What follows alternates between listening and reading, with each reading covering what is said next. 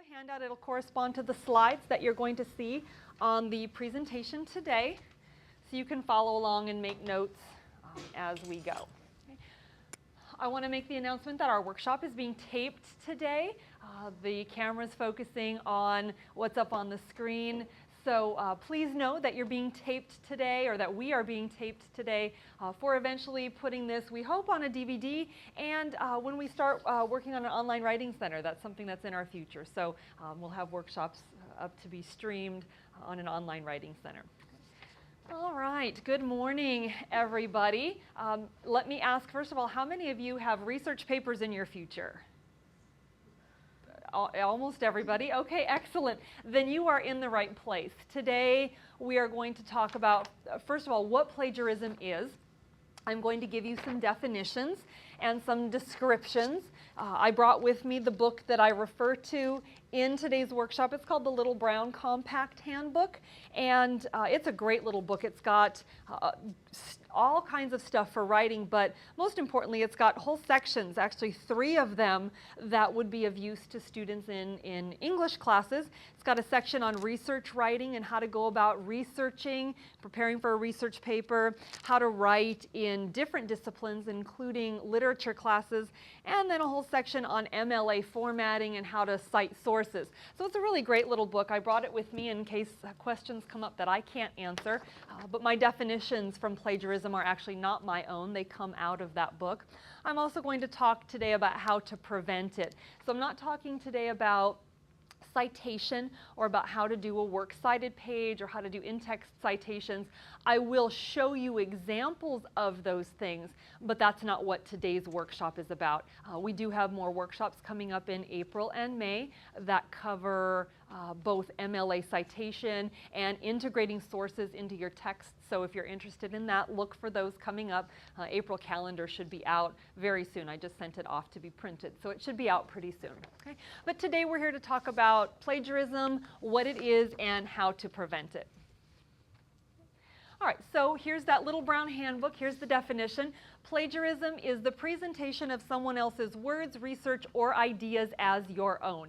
And I think for the most part, people understand that if I'm borrowing somebody else's words, word for word, if I don't give that person credit, I'm probably plagiarizing. However, I think the idea of ideas is a little fuzzier, a little harder to wrap our minds around. What if it's in my own words? What if I read it in 2 different books instead of just 1? I think it gets a little fuzzier there, and so we're going to talk a little bit about that during the presentation today. And most schools, most teachers don't make the distinction between accidental and accidental and deliberate plagiarism. Plagiarism is plagiarism. You know, you have to be very careful with how you're presenting the words and ideas of someone else, just to make sure that there is no doubt that the words you're using are your own and that you're giving credit to the ideas that aren't your own. All right, so some definitions for you. Deliberate plagiarism, you know, really, I think deliberate plagiarism happens very rarely. At least that's been my experience as a teacher. Deliberate plagiarism happens when you copy or download something from the internet, when you summarize someone else's words from a book or an article without giving that person credit, or if you turn in work that's in essence not your own. You had someone else write it, you went to a cheat site and bought a paper, something like that. And like I said, I think this happens pretty rarely. In fact, in my, what is it now, some 12 years or so of teaching experience, I only had 2 instances of students who actually deliberately went out and plagiarized something. I had one student who she turned in a paper, and I looked at it, and I looked at the first sentence, and the first sentence sounded a little fishy. I went and typed the first sentence into Google, and up came the website for cheathouse.com, and there was the paper right there, in full, the entire paper. And so, you know, that was like a really obvious, rare kind of situation. I had another student who copied and pasted a bunch of stuff from like a fan type website she was writing a paper about. It was something like, you know, Jennifer Aniston versus Angelina Jolie. It was some kind of, and so she just like grabbed the information from a fan websites and plugged a bunch of stuff in, and that too, whole chunks of the paper came up with having been borrowed from someplace else.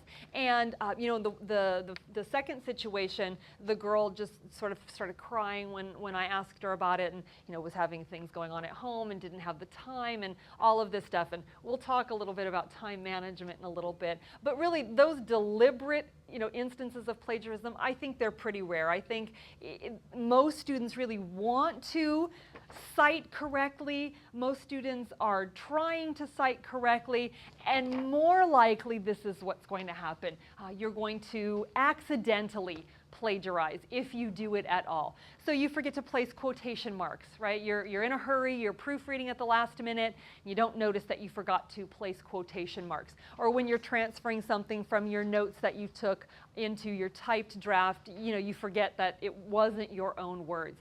You may forget to put a citation there. Again, you're typing so quickly, you're trying to get things done, or you've got these great ideas, you just got to get them out, and you forget that you need to put a citation there.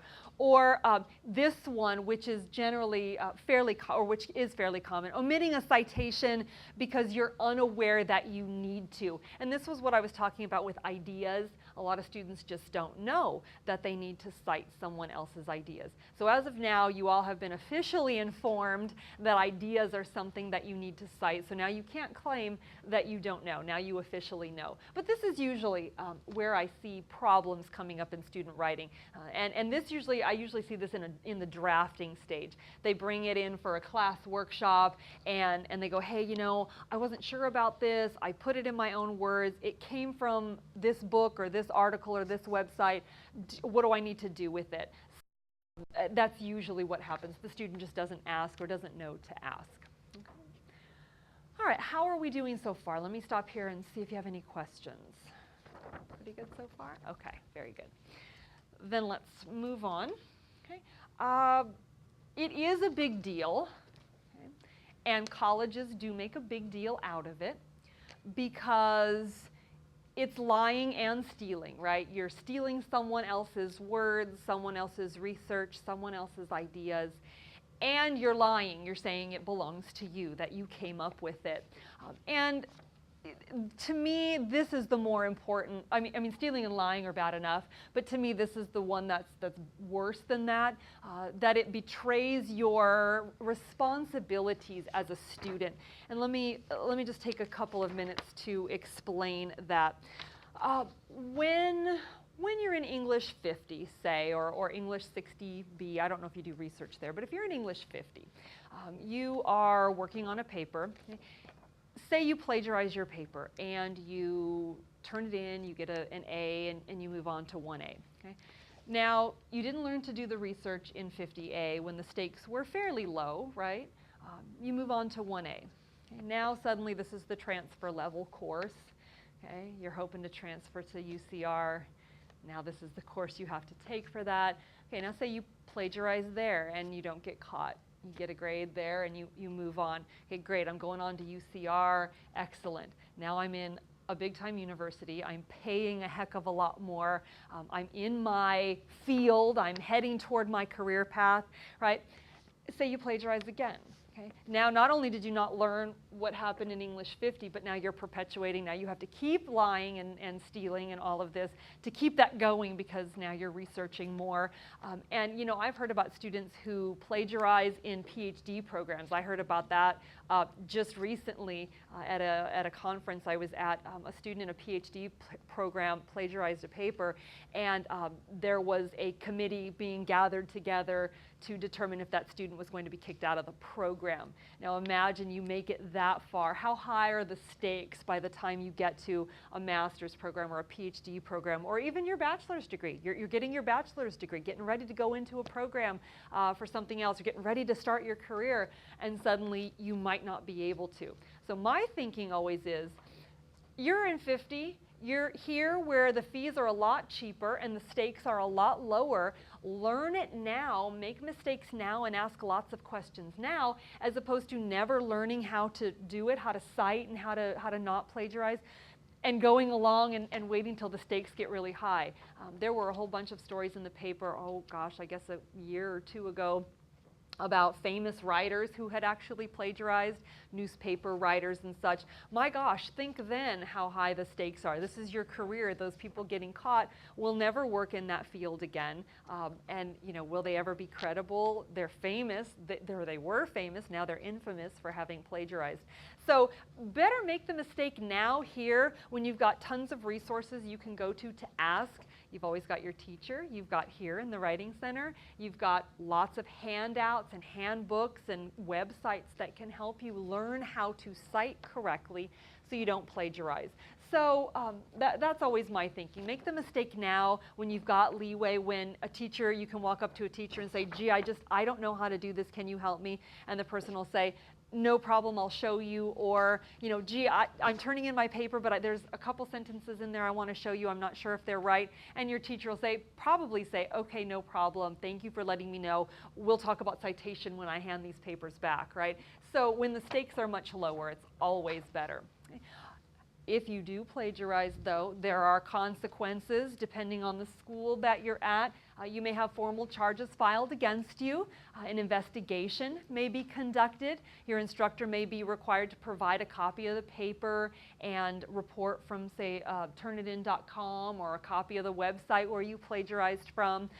Most importantly to students, or at least one important thing to students, you may lose your financial aid. You could be expelled from school. Some of the bigger universities have a zero tolerance policy for plagiarism. One time and that's it, you're out. So again, stakes could be pretty high if you move on to an exclusive school and then plagiarize there. You don't want to lose financial aid either. So the consequences are pretty serious. Schools do take this seriously, and it is important. You want to turn in the work that is your own. You want to be honest about what you're doing. All right, how are we doing? Any questions so far? Okay. All right. And so here are some reasons we probably all can guess why people plagiarize. You know, you run into a lack of time, you run into stuff that happens in your life. That's what happened with that one student that I talked about. She said she just, you know, had things going on at home and things got away from her, time got away from her. And so, you know, it happens, but plagiarism should not be your out. People may be afraid of turning in a bad paper or procrastinators, right? People who put off doing their papers at the last minute may discover that writer's block hits them at that last minute, and suddenly there's, you know, oh my gosh, what do? I can't think of anything. Well, I know I can get a paper for $7.95 a page at cheathouse.com, so I'll just go on there and buy one. You may not know about plagiarism. And cultures, some cultures, it's acceptable to not just borrow the works of others, but to put those works in your paper without citations. It shows in those cultures that you are well versed in the readings that are accepted and honored in that culture. So some cultures, plagiarism's okay. Korean culture is one of those cultures where it's not only acceptable, it's expected that students will put the great works of other people in their work. It shows that they've read it and they know it and they understand it. And so that idea of it belongs to somebody else just isn't there. Okay, so how to avoid plagiarism? That's probably what you all have been waiting for. Let me talk first about what you do not need to cite. Anything, first of all, anything you come up with independently does not need to be cited. So, for instance, I used to have students write a paper where they had to conduct a survey. Okay? So they wrote out the survey questions. I told them they had to ask 50 people, so they went and, you know, stood out in some place where a bunch of people were walking by, and they asked the 2 or 3 questions that they came up with for their survey. They tallied all the results and came out with percentages. They determined, they came to conclusions based on those percentages of people who said yes or no to their survey questions, and then they wrote about them in a paper. Okay? All of that is independent, right? They came up with the questions, they conducted the survey, they did all the math to come up with the percentages, and then they wrote about the results that they came up with. All of that's independent. if you conduct an experiment, okay? You do the work, you decide what you're looking for, you choose the chemicals you're going to use to create or conduct that experiment, and then you write about those results. That's independent material. You did it yourself. Okay, so anything that you do on your own obviously does not need to be cited. Okay? A little bit easier, folk literature. If you are talking about something and you make a reference to Snow White biting the apple, or Cinderella needing to be home at midnight, right? These are common knowledge kinds of things. Everybody understands when I say Snow White bit the apple and fell asleep, or Cinderella had to be home from the ball at midnight, right? So these are folk literature references that everybody knows. If you're citing a particular version of Snow White or Cinderella, obviously that's a different story. But if you're just making a general reference, maybe using a metaphor or something, and make that comparison in something you write, that's considered folk literature, a folk literature reference that everybody knows. Okay. Common sense observations. Okay, another thing you don't have to cite. If, for instance, you step outside and you see dark clouds and you say, gee, it's likely to rain. Seems like a common sense observation, right? You just know it from having lived on this earth for however long you've lived on this earth. Many economic things can be predicted or are common sense kind of observations. When prices go up, people buy fewer products. Or when unemployment goes up, people shop less. Right? These are just kind of common sense things that you just kind of know about from having lived in the world. So you wouldn't need to cite something like that. A little fuzzier is probably this here, major facts of history and other common sense kind of observations. Let me explain the fine line to you there, and then also offer you the little asterisk at the end, which will be always ask your instructor. Okay? But a common sense observation, what I always used to tell my students was, anything you ought to have learned by the time you got out of high school, any major fact is something that'd be considered a major fact of history. So George Washington was our first president. He is called the father of our country. George Bush was the previous president. Barack Obama is the current president. America was involved in World War II after the bombing of Pearl Harbor. American Civil War dates 1861 to 1865. Right? These are kind of common knowledge things. Everybody knows them. You would not need to cite them. Now, if you read somewhere that George Washington wore a size 11 shoe, or I don't know, had arthritis, right? That's not something that everybody knows. You probably got it from somewhere, and so you'd need to cite it. Okay? So anything that seems a major fact that everybody kind of knows, then you don't need to cite it. If, on the other hand, we're in the middle of a workshop, we've already started the workshop. I guess. Anyway, anything that's considered a major fact of history, don't need to cite. However, if you are in doubt, if you're wondering, ask an instructor, ask a tutor. And you know, my mama always used to say, if you have to ask, it probably means you should cite. So if you're wondering, if you're questioning, I would ask someone first, and then go with what, say, your instructor says you ought to do. Okay. All right, any questions? Okay. All right. All right, so some more definitions for you. Okay. A summary, when you are summarizing someone else's work, you are taking a long work, a large work, and you are condensing it down. So you would summarize a book, for instance, or you would summarize an article. Okay? You would not paraphrase, and we'll go over that in a second. So a summary takes a longer work and condenses it down to something short, usually just a few sentences. A summary is going to be significantly shorter than the original. So if you summarized a book, you might summarize it in a paragraph or two, maybe 3. If you had a paragraph, you'd probably be able to summarize that in a sentence. Okay? A paraphrase is about the same length as the original. Okay, so you would not summarize a book. You might summarize a sentence, or you might paraphrase a sentence.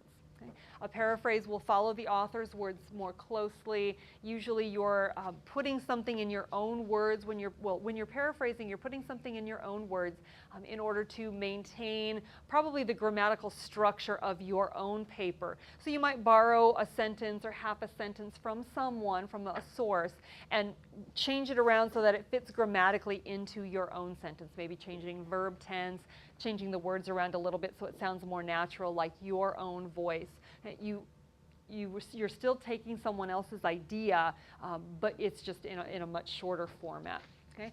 So summary, paraphrase, I've got one more definition, and that's quote. A quote uses the author's exact words, marked by quotation marks, and all of the above, summarizing, paraphrasing, and quoting, all of it needs to be cited. Okay? So even though with a summary, you're putting the other person's words into your own words, even with a paraphrase, you're putting it in your own words, you're still borrowing the ideas from someone else, and so you need to cite those. Okay? Any questions about that? Okay. All right, so what I've got next, I'm going to be flipping back and forth between two pages here. I have a sample text with citations, and then I've got a sample works cited page for you to take a look at how this gets done. Okay? In order not to plagiarize, you have to have citations in two places in your paper. Okay? You have to have citations, first of all, in the body of your paper. And the citations that appear in the body of the paper will give the reader just enough information to get the reader to the works cited page. So it's usually just either a last name and page number, or if you have a title and no author, it would be one or maybe two words of the title plus a page number. So just enough information to get to the works cited page, and then the purpose of the works cited page is to give the reader enough information so that they could find the source themselves. So if they thought a quote or a statistic that you had in your paper was really interesting, they would use the information at the end of that sentence to lead them to the works cited page, where they would find the full citation, and they could go, oh, hey, I really liked what came out of this book. I want to go look at that book myself because that was some really interesting information. I want to read more about that. So now someone could go and find that book and read that article on their own, the full article, not just a little piece that I've given them. Does that make sense, how the two things work?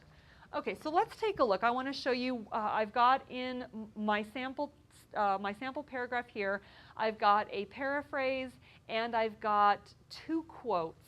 Okay? Let me first start by explaining most paragraphs that you write in English 50 and 1A and 1B will not have this many citations in a single paragraph. Okay, this came from a much longer document.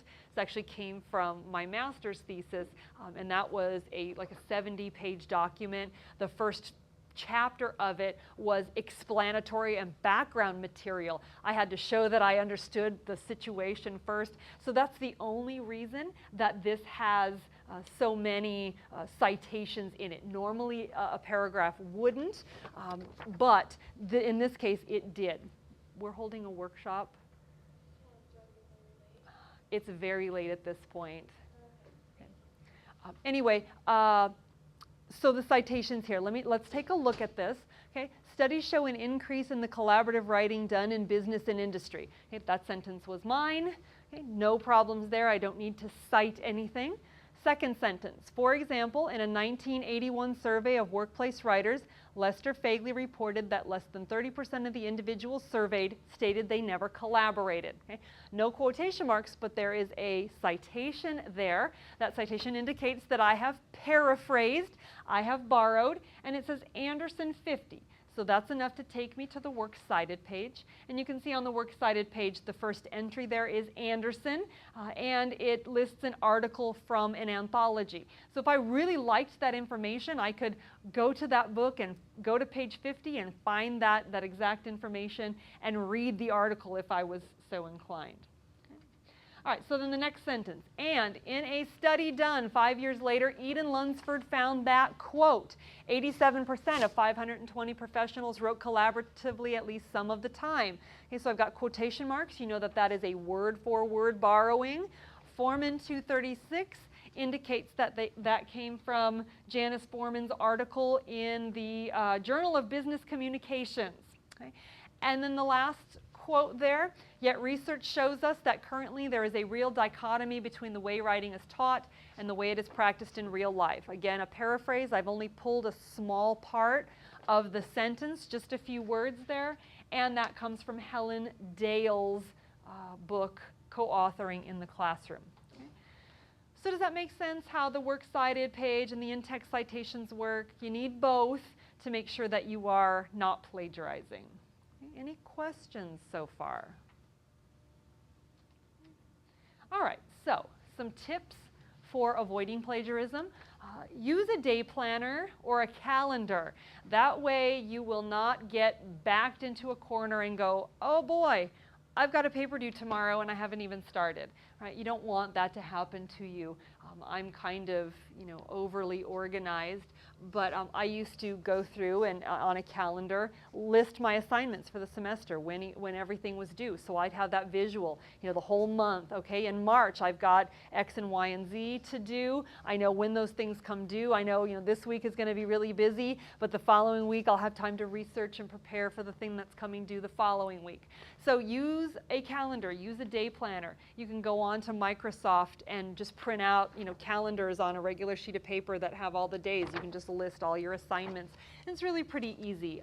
I'm a day planner kind of person, so I use a day planner for things that I have coming up. It's really helpful, especially if you are, inclined to procrastinate or if you forget that assignments are due. And it's very easy, if you're taking 4 classes and you're working and you're doing all of this stuff. Okay. Always start writing early. Right? I always told my students, and I've read books that say the same thing, give yourself twice the amount of time you think you are going to need. That way you don't get backed into a corner and say, oh my goodness, I've run out of time. Right? You want, so if you think a paper is going to take you a week, give yourself 2. If you think your paper is going to take 4 days, give yourself 8 days. Right? So always plan ahead and give yourself plenty of time.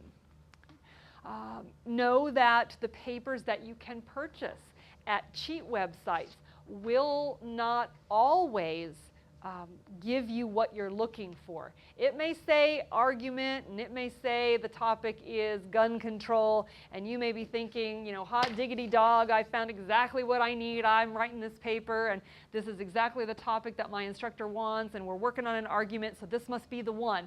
And they don't let you read the whole thing until you've purchased it.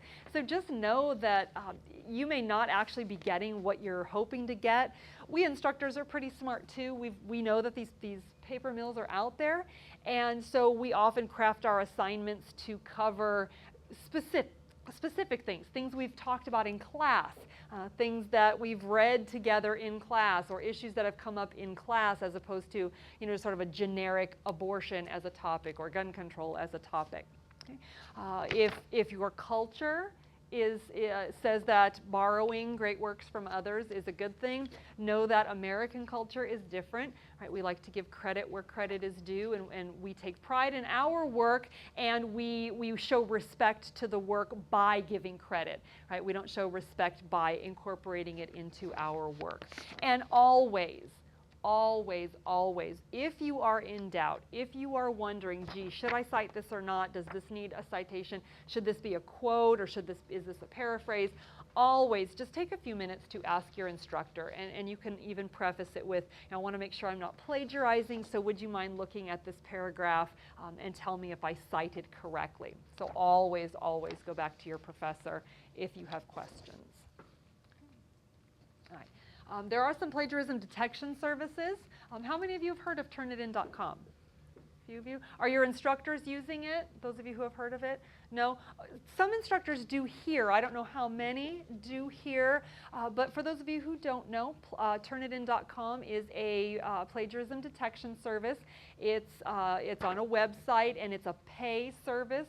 So the school pays for instructors to have access to it. My students, I used to make them all submit their papers to me in 2 ways, electronically to turnitin.com and also in hard copy for me to grade. And what turnitin.com does is it compares your paper and the words in your paper to the internet, to I believe it's the ProQuest database, and their own database, right? Every time a paper is submitted, it goes into Turnitin's database. And so it looks for matches. And most teachers have figured out that, you know, a couple of words in the same sequence, not a big deal. But if you've got whole paragraphs that match sections that are coming from Turnitin.com, that you've probably plagiarized that paper. So it's a filtering process. It's not 100% foolproof or perfect, but it is used, and so you want to be careful, especially if you submit a paper for a class one semester and then try to use that paper again the next semester. If both teachers have run it through Turnitin, that paper the second time around is going to come up 100% plagiarized because you took it, now it's from yourself. So in a situation like that, you might ask a professor, is it okay if I use a paper that I wrote for a previous class, for your class? They say no, don't do it. Okay?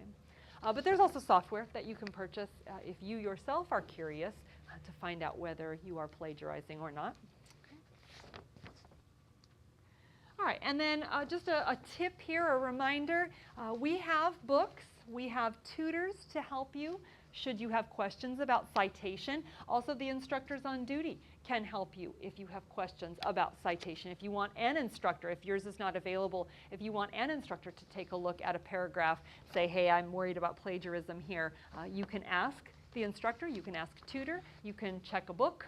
There are websites too. Purdue University's online writing lab is really quite good and has lots of great information about plagiarism. They even have a little booklet that you can download and have on your computer while you're working. A book like this, the little brown compact handbook, has lots and lots of information. Tells you how to cite, you know, it's about every kind of source under the sun. And what else? When in doubt, ask your instructor. This is the big piece of info today. All right, so to wrap up then, plagiarism is the presentation of someone else's words or ideas as your own. It is wrong, wrong, wrong. You do not want to do it. You want to learn how to cite correctly so that for all your future classes, you can cite correctly. And again, when in doubt, ask your professor, ask your instructor. Okay. All right, so does anyone have any questions? Okay. All right, very good. Then I have an exercise for us to do. Okay, let me get this turned off. Oh, there's my works cited page 2, just so you don't think I plagiarized. I've got my works cited page there.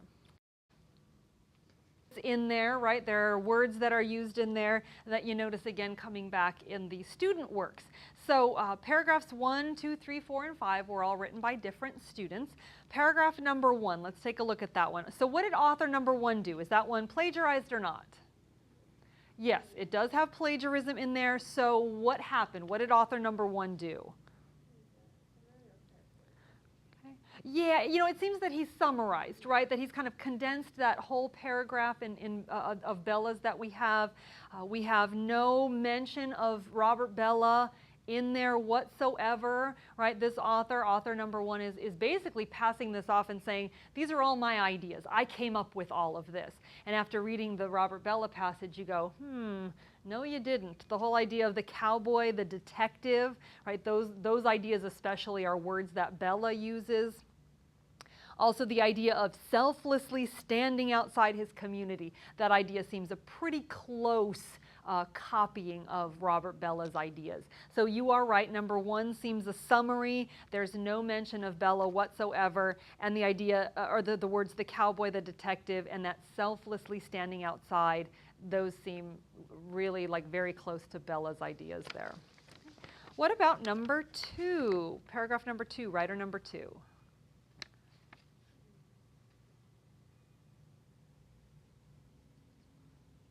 It's wrong.